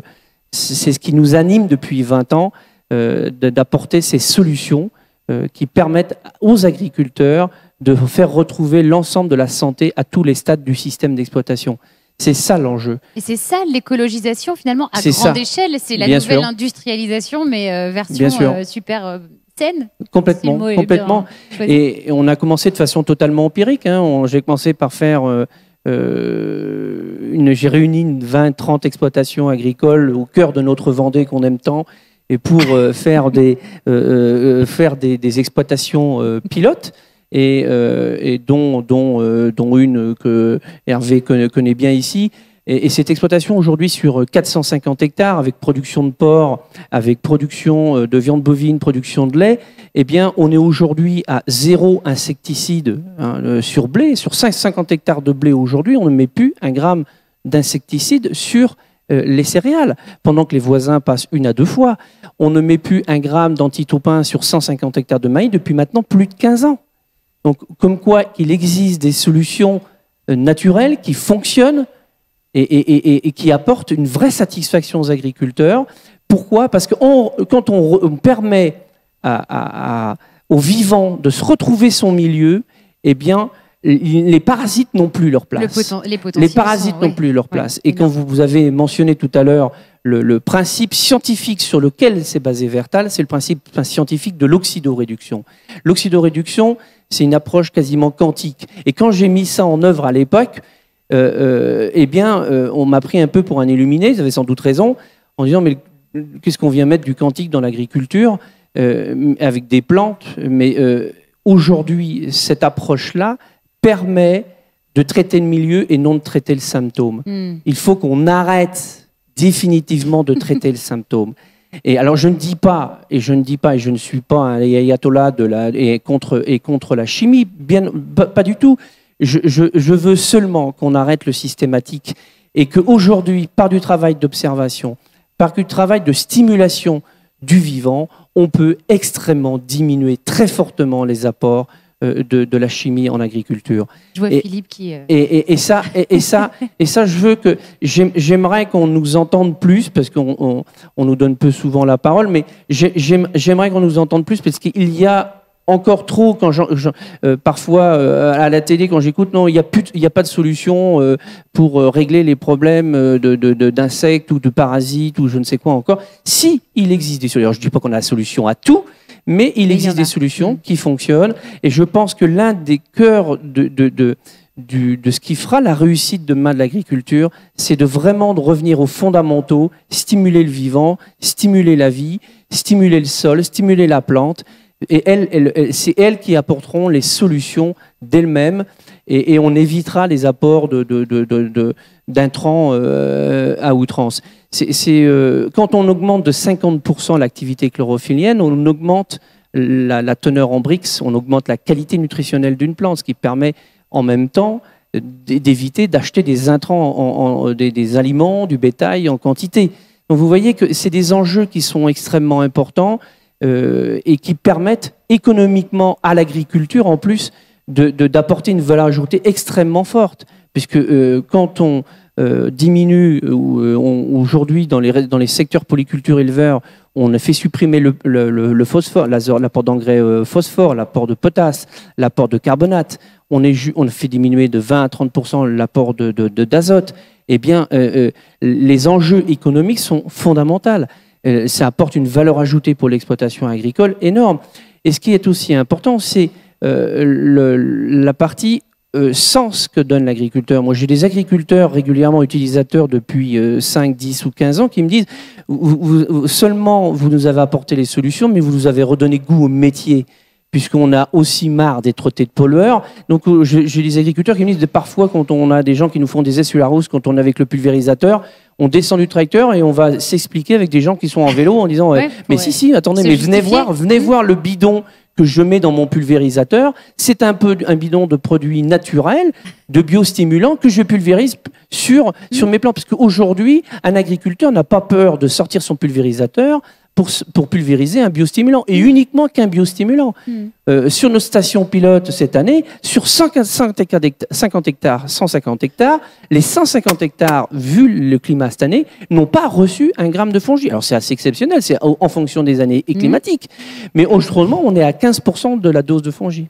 Je vous arrête parce que je sens, et c'est génial, parce qu'on sent cette passion. Donc en gros, libérer les potentiels naturels, c'est libérer l'énergie, et derrière, c'est exponentiel, si je comprends bien. Mais je suis désolée, on ne peut pas développer trop pour l'instant, parce qu'en plus, il y a des questions. Oui, alors moi, je bois vos paroles, je suis là. Vous voyez pas la bave là qui coule discrètement? Non, mais je trouve ça formidable, et vous en parlez avec tellement de passion, et vous habitez totalement votre discours, et bravo. Une question, tenez, pour Hervé. Philippe 85 qui dit: pourrait-on faire évoluer l'agriculture sans tirer les bénéfices de la révolution digitale? Autre question, l'agriculture du futur peut-elle se passer du numérique? Alors, en 2 minutes. Hein, oui. Il y en a un qui dit en 2 heures. Vous avez 2 heures pour répondre à la question. Non, je peux le faire en 2 minutes, c'est relativement simple. Ça dépend de la vision qu'on a du numérique. Pour moi, non. Par rapport à tout ce qu'a développé Patrick, je pense que si on veut... alors déjà, ce qu'ils font est exceptionnel. Oui. Je dirais c'est une préphase d'industrialisation. Il va falloir aller bien plus loin. Et tu as parlé tout à l'heure du quantique. Je vous ai dit au départ qu'il faut éviter le manichéisme. Quand on touche à l'agriculture, on touche à un monde extrêmement complexe. Donc, il faut aborder la numérisation de l'agriculture de la même façon, avec une approche extrêmement complexe. Pour le faire de façon saine et objective, comme l'a dit Annie, on va devoir le faire en commun.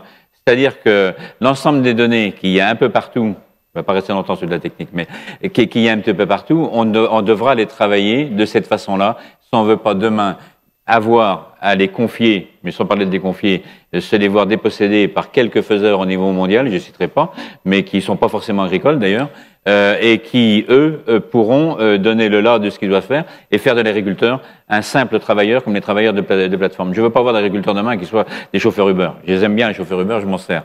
Mais c'est l'image qu'il y a derrière. Donc, si on veut demain que les agriculteurs prennent toute la dimension et la maîtrise de leur outil, il faut absolument que cette numérisation se fasse en commun. Donc ça dépend, la façon dont on aborde la numérisation, qu'on aura le résultat. Et c'est pas pour un type d'agriculture, pour moi c'est pour l'ensemble de l'agriculture. J'ai travaillé depuis quelques années pas mal avec l'Afrique. Je peux vous dire qu'au cœur de l'Afrique, pour les agriculteurs qui savent à peine lire et écrire pour la plupart, j'ai vu des miracles se faire avec le numérique. Oui. Mais en écoutant Hervé et en regardant la couverture de son livre derrière, j'étais en train de me dire que ce petit garçon, son petit-fils, a beaucoup de chance de l'avoir comme grand-père. Il y a son papa qui est dans la salle, là. Voilà. Il l'entend et son papa est dans le numérique. Oui, c'est formidable. Une autre question, Hervé, Annie 85 qui dit: et vous Hervé, quel sens trouviez-vous dans votre métier d'agriculteur, ce que vous êtes à la retraite? J'ai fait beaucoup de choses dans ma vie d'agriculteur. J'ai jamais changé de production. Par contre, j'ai été éleveur laitier toute ma vie. Je pense passionné toute ma vie. Ça a été d'abord par mes vaches, par la génétique. On vient toujours un peu à la même chose quand même à travers ça. J'ai fait le Tour de France, même un peu plus, à faire des concours avec elle. C'était vraiment porteur de sens aussi. L'eau, quelque chose qui m'a transcendé, je pense que je peux le dire. Beaucoup de gens me connaissent par le numérique et par mes responsabilités, beaucoup moins par rapport au travail fait sur l'eau, mais ça restera de façon indélébile ce qu'on a pu réussir à réunir sur une petite partie de ce département de fédérer sur une vingtaine de communes la quasi-totalité des agriculteurs, de leur apporter de l'eau en respectant le milieu, même en l'améliorant et en le faisant en lien aussi avec l'adduction d'eau potable. Ça restera, je pense, de façon assez fondamentale la chose dont je suis le plus fier. C'était les éléments qui m'ont guidé pendant toute ma carrière.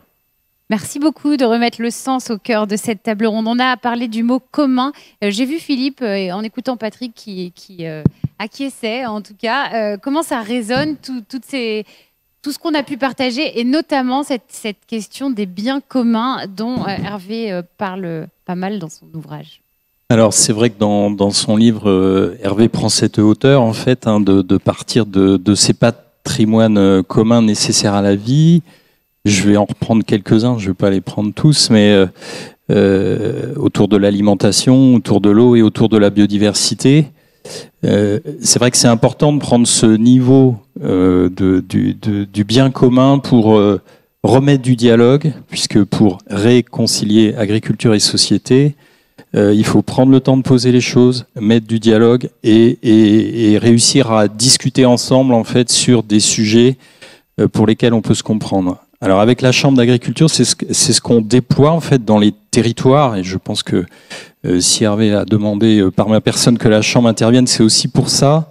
C'est qu'au travers des territoires, en lien avec les collectivités locales, en lien avec les associations, eh bien il puisse y avoir un dialogue qui s'instaure sur ces biens communs.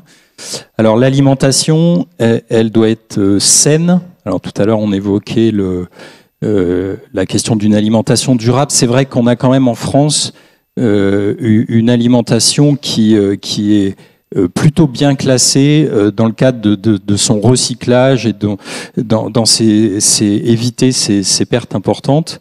Et il y a aussi la question de l'accessibilité de l'alimentation. Alors on évoquait tout à l'heure le confinement, où on a noté en début de confinement du fait du temps qui était disponible pour chacun, le fait que les gens ont repris le goût de travailler des produits, de faire leur propre alimentation. Bon, on a constaté qu'en fin de confinement, c'était un peu moins vrai, quand même. C'est-à-dire que ça a eu un effet pas durable pour le coup. Mais c'est aussi là où on mesure la différence, et on est tous sans doute dans ces contradictions entre les envies du citoyen et puis la réalité du consommateur. Et nous, malgré tout, dans ce dialogue, côté plus agricole, puisque c'est là où je me situe, on doit tenir compte de ça, ces contradictions, ces écarts, et malgré tout apporter des éléments qui permettent de comprendre pourquoi un agriculteur, dans son exploitation, quand il sort avec le pulvérisateur, quand il épand des fumiers, pourquoi toutes ces pratiques-là ont un sens ensuite par rapport à la qualité du produit, par rapport à sa consommation locale. Alors pour nous, le local, c'est quand même à l'échelle de la région, c'est pas forcément à la sortie de la ferme. On a beaucoup dans notre région des entreprises agroalimentaires qui permettent, comme l'évoquait Brice tout à l'heure, de transformer et de porter à consommation donc 90%, puisque c'est à peu près le ratio de la transformation des produits agricoles en produits alimentaires. Parce que c'est vrai qu'aujourd'hui, notre objectif, c'est vraiment de lier agriculture et alimentation. Alors même si l'agriculture ne produit pas que des produits alimentaires, mais c'est vraiment que lorsqu'on parle à un consommateur, lorsqu'on parle à un citoyen, derrière l'agriculteur, il voit des produits alimentaires, il voit pas seulement des cultures dans un champ, etc. Deuxième bien commun, l'eau. Alors l'eau, c'est un vrai enjeu. Alors dans le livre, à l'échelle mondiale, Hervé donne des perspectives qui sont pas très rassurantes, horizon 2050. Bon, malgré tout, dans notre région, on manque pas d'eau. Mais en revanche, il faut qu'on arrête le gaspillage dans sa gestion. Et ce gaspillage-là, il vaut pour l'agriculture, mais il vaut pour tout le monde, y compris d'ailleurs le citoyen et le consommateur. Malgré tout, au niveau agricole, on fait vraiment beaucoup d'efforts en matière de gestion de l'eau. Elle est de moins en moins bien répartie quand elle tombe. Et donc, il y a des vrais enjeux à pouvoir faire quelques réserves quand on en a beaucoup. et pouvoir l'utiliser de manière économe quand on en a besoin, et particulièrement l'été. Et là, avec justement un certain nombre d'outils, la valorisation du numérique, des sondes connectées, etc. On arrive maintenant, via les sols, à utiliser au maximum cette eau, c'est-à-dire qu'on en apporte quand le sol en manque ou quand il est juste, voilà, mais quand il est saturé, on arrête d'en apporter. Et là, il y a beaucoup de progrès qui sont faits, et le livre d'Hervé, il doit servir à comprendre les interactions qu'il doit y avoir justement dans ce contexte où l'eau se raréfiera, puisque c'est quand même ce qu'il annonce. Malgré tout, l'enjeu là, tout de suite, demain matin, dans nos territoires, c'est d'être vers une utilisation économe et éviter les gaspillages. Après, autour de tout ce qui est qualité de l'eau, bon, il y a le sujet des phytos que Patrick a évoqué. C'est vrai que les phytos aujourd'hui, c'est pas bon, il y a des résidus dans les produits, il y a des résidus dans l'eau, et donc il faut en utiliser beaucoup, beaucoup moins. Mais si on en a besoin, il faut pouvoir en utiliser quand même. Et nous, on travaille beaucoup là-dessus avec la Chambre d'agriculture. Les pulvérisateurs aujourd'hui, alors, ce sont des outils qui sont extrêmement précis, qui sont là aussi qui sont pilotés avec le numérique, avec le satellite, et qui permettent d'apporter la dose utile là où il y en a besoin, et donc de faire des économies extrêmement importantes, même avec les produits de synthèse, sur l'usage. Et j'ai pas de statistiques précises à donner, mais les quantités apportées à l'hectare, les réductions qui ont été faites depuis des années sont extrêmement importantes. Enfin, sur la biodiversité, c'est vrai qu'elle est extrêmement importante. D'abord dans le sol, alors ça a été dit par Patrick, on a vu beaucoup de techniques se développer. Bon, il y en a une extrêmement importante autour de l'agriculture de conservation pour justement préserver cette biodiversité, cette biologie du sol. Et puis autour ensuite en surface, je vais dire, on a beaucoup travaillé depuis de nombreuses années sur la haie, sur les usages de la haie. Donc on travaille beaucoup avec les collectivités dans les territoires d'ailleurs, sur remettre de la haie. On parle beaucoup, enfin peut-être un petit peu moins aujourd'hui, mais des haies qui ont été arrachées. Enfin, il y a quelques images d'Épinal avec ça. Aujourd'hui, on fait surtout replanter de la haie, se donner les moyens de l'entretenir et valoriser tout ce qu'elle peut apporter pour limiter les transferts, autour là aussi de la lutte intégrée pour développer justement les insectes et limiter les insecticides. Donc on voit bien que on a des choses à faire, à mieux expliquer avec la société, et notre rôle, nous, Chambre d'agriculture, alors on a un atout. Alors on dit souvent que on est une institution, certes, mais elle est composée d'agriculteurs et de conseillers. Et cette alliance-là, elle est extrêmement intéressante parce que les agriculteurs viennent avec leur regard, leurs connaissances, et nous, on vient les compléter. Et ça aide je pense en tout cas, Hervé a été élu Chambre, Brice l'est aussi, à faire passer des messages. Et je le redis, à partir des territoires, parce que la vision macro à l'échelle du monde, elle est extrêmement importante, mais c'est aussi la politique des petits pas, et qu'on fera à partir de la commune et la collectivité territoriale. Dans cet intérêt toujours de la préservation des biens communs. Voilà, de prendre soin des biens communs. Très bien illustré, merci beaucoup. Alex, une question avant d'illustrer aussi tout ça sur le champ des entreprises. On va rester sur le thème de l'eau, puisque Éléonore de Saumur nous dit, vous parlez de ne pas gaspiller l'eau. Que pouvez-vous nous conseiller à notre niveau? Couper le robinet lorsque les enfants se lavent les dents, mais quoi d'autre, concrètement? Alors je ne suis pas un spécialiste des usages de l'eau chez le consommateur, mais c'est des gestes simples, de bon sens. C'est effectivement pas passer 1 heure sous la douche, voilà. C'est couper l'eau quand on se lave les dents, et puis sans doute aussi quand on arrose les plantes dans son jardin aussi, utiliser peut-être un peu plus l'arrosoir et un peu moins le jet d'eau. Enfin voilà, c'est des petites techniques comme ça où on voit souvent le canon dans le champ, où on se dit oh là là, toute cette eau qui passe, et on voit pas toujours ces petits gestes chez soi. Et limiter le gaspillage, ça passe aussi par ce genre de gestes qui sont avant tout du bon sens. Très bien. Merci Ça tombe beaucoup bien. pour cette Le bon réponse. sens nous suit et relie ainsi les échanges avec les uns et les autres. Hervé, on va donner la parole dans quelques instants à Guylaine, qui représente le monde des entreprises. Pourquoi c'était important d'avoir également ce regard-là? Quel est le rôle que les entreprises peuvent avoir à jouer quand on parle de cultiver l'avenir ensemble, avec peut-être l'explication de ce qu'on met derrière territoire à mission, entreprise à mission? La première raison, c'est parce qu'on n'est pas dans n'importe quel territoire, ici. Déjà, hashtag. Et bah oui, il faut bien... Même à Paris, je le fais, hein, je ne peux pas m'en empêcher. Ça. Ceux qui s'approchent du vendéen, c'est vraiment qu'ils donnent... Ils font exprès. Oui, même mon masque est vendéen. Oui. Et plus sérieusement, j'ai fait pas un chapitre, mais tout un encadré là-dessus. En fait, ce territoire est, et je pense déjà un petit peu un territoire à mission, un territoire de bien commun. Pour ces raisons-là, où pour un industriel dans cette région, le bout de terrain qu'il va prendre à l'agriculteur d'à côté pour monter son usine, d'abord, ça va se passer en concertation avec lui et souvent en bonne intelligence, et c'est plus important que le rendement qu'il va donner à un fonds de pension. Et ça, je pense que ça, c'est fondamental. Pour autant, je pense qu'un autre type d'entreprise ailleurs, je ne dis pas les fonds de pension, on en a besoin. Les gens qui savent travailler la finance, on en a besoin. Et je pense que là aussi, il y a un changement. Je ne sais pas si on peut encore parler de bifurcation, mais il y a un changement qui s'opère où on veut donner du sens aussi à la valeur du capital. Et il y a un livre qui est sorti très récemment, La dernière chance du capitalisme, disant...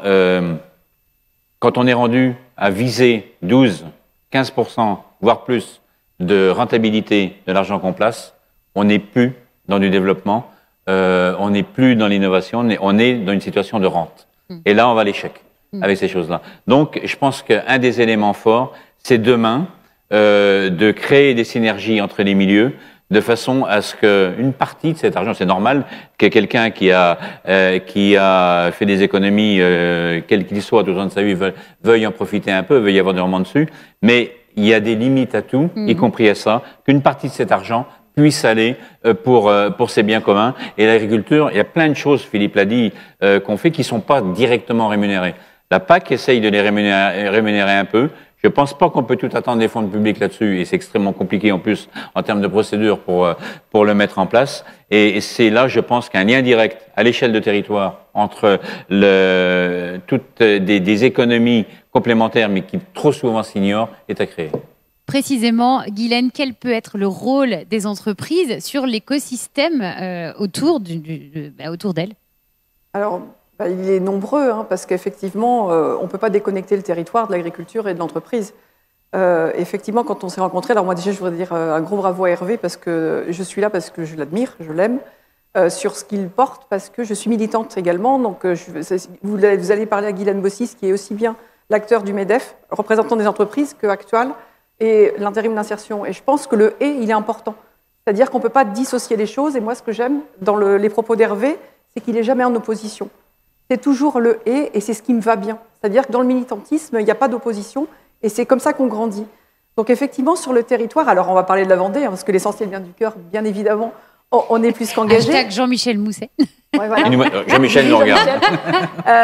Parce qu'effectivement, Vendée, c'est peut-être le territoire et le département où l'agriculture a laissé le plus de place à l'industrie pour s'implanter. Alors il y a même des livres qui ont été écrits là-dessus, sur l'usine et dans le pré. Et pour pas que le modèle se referme vers nous, on a une mission à jouer, nous, parce qu'on est un tiers employeur. Alors c'est une mission qui est passionnante et facile, c'est qu'on met en relation les gens qui cherchent du travail, mais ils cherchent, mais il faut aussi qu'on les aide à trouver. Ils ne savent pas toujours ce qu'ils cherchent quand on est expert ou quand on cherche de l'insertion, et les mettre en relation avec un emploi qui peut être aussi bien dans le monde de l'agriculture que sur le monde industriel. Et effectivement, quand on a échangé sur le livre, Hervé, je te disais que tu parlais des territoires à mission et des tiers-lieux. Le premier tiers-lieu que je connaisse, moi, c'est celui de mon enfance, c'est vos GEC, les GEC, où effectivement, vous partagiez de la ressource sur des métiers qui étaient différents, et les gens arrivaient à s'épanouir sur du viticole, sur de l'agriculture, sur un certain nombre de choses. Et moi, ça a bercé mon enfance, j'avais 5 ans. Je passais de l'entreprise de confection à Saint-Martin-les-Tilleuls, donc la mode, l'entreprise Auvinet, qui porte le nom de ma jeune fille. et on allait distribuer du travail aux gens sur des femmes qui n'avaient pas pris le métier et qui faisaient de la haute couture, quoi. Et peut-être que comme toi, Patrick, ça m'a animé. En tout cas, j'ai pas fait de thérapie, mais ça me revient très très souvent. C'est donner du travail aux gens et ça. Et donc, effectivement, nous, notre baseline chez Actual, c'est construisons ensemble votre travail, parce que le mot ensemble, il est important. Et donc, sur ce que je trouve sur les territoires à mission, donc c'est très récent, hein, même si beaucoup d'entreprises sont assez avancées sur la RSE, parce que l'entreprise à mission, c'est une notion qui arrive à peu près en 2015, la loi Pacte, elle est en 2019, mais c'est une loi, c'est-à-dire que je suis d'accord avec toi, il ne faut pas précipiter les choses, il ne faut pas avoir un objectif de dire je vais être une entreprise à mission. C'est qu'est-ce que je veux faire, comment, avec qui, et pour quel résultat et quelle appropriation. C'est comme ça qu'on le fait. Alors effectivement, moi l'agriculture, je l'aime. Donc on a des missions, par exemple, transverses pour l'entreprise de travail temporaire, normalement, et adosser un système général. Nous, on a décidé d'avoir un système qui est aussi adossé à la MSA, à l'agriculture, pour mieux se connaître, pour mieux se comprendre, pour comprendre nos différences. Il y en a eu. Il y en a peut-être plus, il y en aura peut-être demain. Enfin, voilà, pour qu'on puisse aller loin là-dessus. Et aussi pour dire que l'agriculture, c'est une chance, et on l'a vu pendant la période du confinement, c'est une chance, une qualité de vie. C'est ce que beaucoup d'entrepreneurs me disent en disant « super, on attire sur les territoires ». Mais qu'est-ce qu'on fait aussi pour les gens qui aiment la ville ou qui ne décideront pas de venir en ville? Alors on a des programmes, donc soit le MEDEF, soit Actual, soit d'autres acteurs, pour créer des fermes urbaines. Alors c'est dans la grande Vendée, hein, c'est pas tout à fait... c'est, on va dire, un axe, les herbiers Paris, quoi, on va dire ça. Donc, des fermes urbaines, on remet un certain nombre de choses sur les cuisines avec de l'alimentation locale. Alors, moi, je ne suis pas une grande cuisinière, mais je sais cultiver quelques plants de tomates quand même. Et je trouve que les territoires à mission, c'est beaucoup plus large que l'entreprise, ça dépasse l'agriculture, c'est un engagement citoyen pour que tout le monde trouve sa place. Merci beaucoup, Guylaine. Alex, une petite dernière question. Ah bah, il suffit que Guylaine prenne la parole pour que ça y est, une question arrive, mais dans les 2 premières minutes. Pour Guylaine, Anaïs, près de Nantes, à Carquefou, vous dites que vous êtes militante. À quel moment avez-vous été convaincue? Quel a été l'élément déclencheur? Je pense que... Je ne sais pas, est-ce qu'il y a une rencontre, un moment, une prise de conscience? C'est peut-être la question donc d'Anaïs. On va dire un héritage. Moi, j'ai ma grand-mère qui est partie il y a déjà maintenant 2 ans. Qui était une militante parce qu'elle a cotisé à la CFDT jusqu'à ses 100 ans et parce qu'elle avait une mission. Alors, mais Jean-Paul Dubreuil et les gens du MEDEF le savent. Maintenant, je suis affranchie de ça. J'ai mis un peu de temps à leur dire, mais ils le savaient avant que je leur annonce. Et je pense que ça guide. C'est-à-dire que c'est quelque chose de collectif. C'est pas une individualité. Et puis, j'ai eu la chance d'être élevée dans une famille où avec 8 tontons, tatas, fabuleux, le partage, on préfère... Alors, je ne vais pas dire on tue le cochon, parce qu'on peut tuer aussi la chèvre, mais pour pas cliver. Mais en fin de compte, je pense que c'est... Je ne sais pas si c'est génétique, mais en tout cas, je pense que depuis que je suis petite, quoi. Merci pour cette question. Je pense que ça répond à sa question. Merci beaucoup, Guylaine. Merci à tous. On va faire une petite place au centre, bien oui, parce qu'elle nous écoute depuis le début de cette table ronde et son regard est particulièrement intéressant. Pourquoi ? Car notre grande témoin, alors je le mets au féminin, mais c'est pas très joli au féminin, Audrey Bourrelot, a conseillé Emmanuel Macron sur les questions d'agriculture, de pêche, forêt et développement rural. Fondatrice d'Hectare, une école inédite d'agriculture qui ouvrira ses portes dans quelques semaines, en septembre, avec l'objectif de former des chefs d'entreprise agricoles, d'accélérer l'innovation et de sensibiliser les jeunes. On est très heureux d'accueillir Audrey Bourrelot. Bonjour. Bonjour, merci beaucoup. Et puis merci à Hervé de m'avoir donné ce rôle toujours délicat d'essayer de conclure des débats aussi riches. Mais je vais me prêter à l'exercice parce que j'ai essayé d'être une élève attentive. Je crois que si j'ai accepté aussi de participer aujourd'hui, c'est que comme Hervé, je me retrouve dans son rôle d'éclaireur. C'est-à-dire que éclairer, c'est jamais facile. Et il y a 30 chapitres. Alors je crois qu'on aurait pu faire aujourd'hui 30 débats ou peut-être 30 jours, parce que chacun de ces chapitres donne lieu à de nombreux débats. Et je crois que, comme lui, j'ai cette exigence d'essayer toujours d'être objective et juste. Et je me suis reconnue, en tout cas, dans la lecture de ce livre, à nous donner les clés.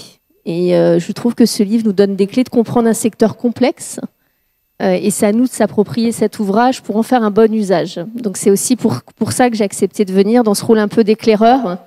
Et puis l'autre chose, je crois qu'avec les 5 témoignages ou les 5 invités qu'on a eus, c'était aussi de décloisonner, puisque si on enlève la casquette ou les rôles de chacun, chacun a fait un pas vers l'autre dans ce qu'est l'agriculture, sa vision de la transition. Et ça, c'est toujours appréciable de voir qu'on peut transcender les débats de manière, en tout cas, aussi efficace. Donc c'est un grand plaisir pour moi d'être ici.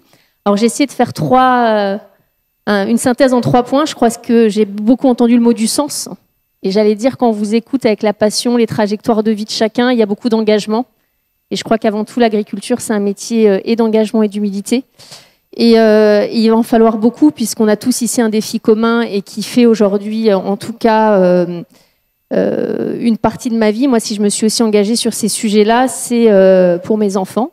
Donc, je crois qu'il y a la photo d'un petit garçon, j'en ai moi 2, 5 et 7 ans, et de mes racines qui sont pas trop loin d'ici. Parce que je vais pas être très objectif non plus sur la Vendée. Ma maman est née aux Essarts, donc donc je vais pas pouvoir dire autre chose que la Vendée est une formidable terre d'apprentissage agricole. Et mon nom de famille me trahit un peu, donc je peux pas réunir les 2 L EAU qui sont très durs à faire passer vers Paris.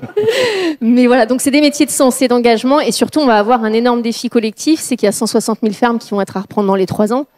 Vous parliez d'emploi, il y a 70 000 emplois non pourvus dans le secteur agricole, et que des livres comme ça, effectivement, il faut les mettre dans les mains d'un grand nombre pour susciter des vocations. Et moi, c'est vraiment ce qui m'anime dans ce que je fais aujourd'hui, dans ce que je pouvais faire avant, c'est montrer que c'est des métiers riches de sens. Alors effectivement, le contexte de la crise sanitaire a remis en avant ce besoin, comme je le dis souvent, on a tous besoin 3 fois par jour d'un agriculteur dans nos vies. Donc tout le monde s'en est bien rendu compte. Maintenant, il faut transformer l'essai. Et il faut le faire avec de l'innovation, de l'agilité et puis de l'envie. Le sens, je l'ai aussi entendu à 3 reprises sur le sol, les sols agricoles. C'est aussi moi un enjeu qui me préoccupe beaucoup. On a un tiers des sols dans le monde qui sont dégradés, 20% en France qui souffrent d'érosion. Et je crois que le bon sens paysan, c'est de préserver notre bien commun, qui sont les sols agricoles. Vous l'avez dit, les pratiques évoluent sur l'agriculture de conservation, l'agriculture régénératrice. Moi, c'est quelque chose aussi qui va apporter des solutions. On a un réchauffement climatique et finalement les sols agricoles sont une solution pour stocker du carbone. Et je crois que c'est aussi montrer que l'agriculture, elle va être une source de solutions dans les années à venir. Le deuxième point que j'ai noté ici, c'était positiver, inventer. Et il y a beaucoup de pistes dans le livre aussi. Il y a un mot que j'aime bien, c'est l'hybridation. Je crois que dans nos fermes demain, dans nos métiers, il va falloir créer de la valeur et peut-être aussi... c'est pour ça que j'aime le mot de chef d'entreprise agricole, diversifier ses circuits de distribution, penser à la répartition de la valeur sur toute la chaîne entre l'amont et l'aval. Donc on va aller vers une complexité de nos métiers. Demain, voilà, il faut se poser la question, surtout quand on va être un nouvel entrant. Il y a une transmission familiale historique et je trouve ça très très bien. Avec le défi du renouvellement des générations, il va y avoir des nouveaux entrants. Et pour des nouveaux entrants qui doivent payer leur foncier agricole, payer leur outil de production, s'installer dans ce métier-là, il faut aussi être très lucide sur la hauteur de la marche, puisqu'il va falloir qu'ils créent beaucoup de valeur. Et je crois que le livre ouvre des voies là-dessus. Créer de la valeur, ça peut être aussi par la diversification de ces cultures. L'agriculture, elle est nourricière, mais elle peut être demain aussi productrice d'énergie verte. Je crois que ça a été dit. Pourquoi pas d'agro-tourisme ? Donc, moi, je tiens à ce mot de chef d'entreprise parce qu'il va falloir étudier son territoire, étudier son marché, étudier ce qu'on veut faire sur sa ferme. Elle va être aussi, il y a un mot que j'avais noté dans votre livre, c'était l'intelligence augmentée. On a une complexité dans nos champs, une complexité des circuits de distribution. Le digital, la technologie va être essentielle dans cette transition pour nous donner des clés. Et moi, il y a un mot que je rajoute parce que j'y tiens énormément, c'est le social augmenté. Demain, on doit être des employeurs et que quand on va aller vers ces choix-là de création de valeur, on a oublié qu'on était aussi des employeurs de nos territoires, dans nos fermes. Et il va falloir apporter cette compétence de manager. Quand vous voulez bien salarier des personnes dans vos fermes, leur donner des conditions de travail, eh ben, il faut créer assez d'argent pour bien les payer. Et donc, ça tire toute la chaîne de valeur demain. Et je crois que ça redonnera aussi une place importante dans nos fermes quand on pourra créer de l'emploi local. Et je pourrais conclure sur le troisième point, mais peut-être que vous aviez une question avant. Non, je conclue sur le dernier point. Le dernier point, évidemment. Allez, et donc le dernier point que je voulais souligner, c'est que vous l'avez dit, l'agriculture, c'est l'affaire de tous. Ça, c'est une conviction que je partage avec vous également. Des territoires, transformation, emploi local, je viens de le dire. Et je crois pouvoir dire que la Vendée est vraiment en avance. Moi, aujourd'hui, Hectare, le projet que je mène, est en Île-de-France. On a remis, nous, de l'élevage parce que c'était très important dans la transition des systèmes pour préserver les sols agricoles. On aura beau cocher toutes les cases dans les champs, de faire pâturer les animaux à l'herbe, d'essayer de stocker du carbone par ce métier-là. Le premier abattoir, il est à 3 heures. Et donc, aujourd'hui, le maillage des territoires, il est essentiel. Et là, on a un rôle, alors la Vendée fait exception, hein, j'allais dire, mais de remettre des outils de transformation dans nos territoires. Les familles, l'éducation au bien manger, quand on voit dans le livre les chiffres de l'obésité, c'est vraiment très important. Et il va falloir reprendre en main cette éducation au bien manger dans nos familles. Moi, je dis souvent, quand on fait ses courses, manger, c'est un acte citoyen. On a tous une responsabilité. Et je conclurai là-dessus. Voilà, chacun peut faire sa part du chemin. Le défi, il est là, mais je crois qu'on a tous des solutions et les moyens d'agir et de faire sa part. Merci beaucoup, Audrey. Un tout petit mot sur... Oui, effectivement. Merci d'avoir assuré ce rôle pas simple de faire la synthèse. Juste un tout petit mot sur votre actualité et cette école, Hectare, qui est vraiment inédite dans sa forme et dans le fond aussi. Alors, vous l'avez redit, moi j'ai fait le choix avec Hectare d'être dans un format d'intérêt général. Je crois que c'est un mot qui a été dit tout à l'heure, l'intérêt général, on l'a un peu oublié. Moi j'ai fait ce projet partant effectivement de cette conviction de peut-être agir autrement. J'ai eu 3 ans de fonction politique et je pense qu'on peut faire, en étant un chef d'entreprise, ce que je suis aujourd'hui, une action toute différente à l'échelle d'un territoire ou d'une association comme celle-ci. Et on a 3 choses chez Hectare qu'on va faire. Donc de la formation de chef d'entreprise. On n'est pas du tout un enseignement technique agricole. Il est excellent en France et on n'a rien à ajouter. Ce n'est pas notre rôle. Nous, notre rôle, c'est justement de dérisquer des porteurs de projets. Je l'ai dit rapidement, notamment des nouveaux entrants. Alors moi, je suis extrêmement optimiste là-dessus. Il y a énormément d'envie d'aller vers ces métiers-là. Mais il faut bien se préparer à ce que va être sa structure de coût, comment on va travailler. Je le dis un peu, on est une business school agricole sur 6 mois pour essayer de sécuriser des parcours. Parce qu'il y a aussi des gens qui se projettent là-dedans. La deuxième chose, c'est qu'on va accélérer de l'innovation. On a annoncé la semaine dernière qu'on ouvrait la première école d'intelligence artificielle. Alors maintenant, je vais dire intelligence augmentée sur ça et dans 36 pays parce que ça va être des solutions de transition. Et enfin, on veut aussi réconcilier puisqu'on accueillera 750 jeunes des quartiers prioritaires sur des stages de 3e pour susciter des vocations vers ces métiers-là. Donc Hectare, c'est un écosystème qui partage cette même envie de réconcilier l'agriculture et la société.